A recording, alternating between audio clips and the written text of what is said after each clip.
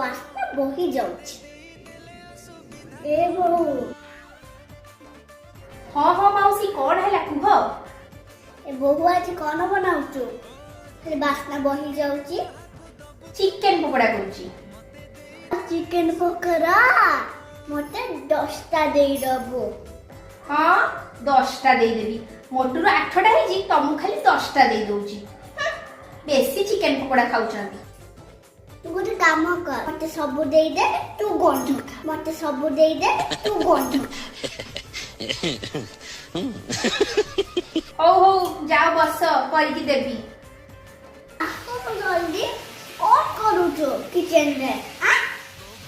Chicken ନେଇଯା। ନିଅ ନିଅ ମାଉସୀ ତମ ଚିକେନ ପକୋଡା ଖାଇକି କହିଲ କେମିତି ଟେଷ୍ଟ ହେଇଛି।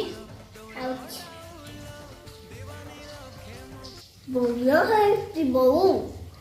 ଭଲ ହେଇଛି ଟି? ହଁ ଭଲ ହେଇଛି। ମାଉସୀଙ୍କର ଚିକେନ ଖିଆ। ଖାଅ। ନାଇଁ ନାଇଁ ମାଉସୀ ଆପଣ ଖାଇଦିଅନ୍ତୁ।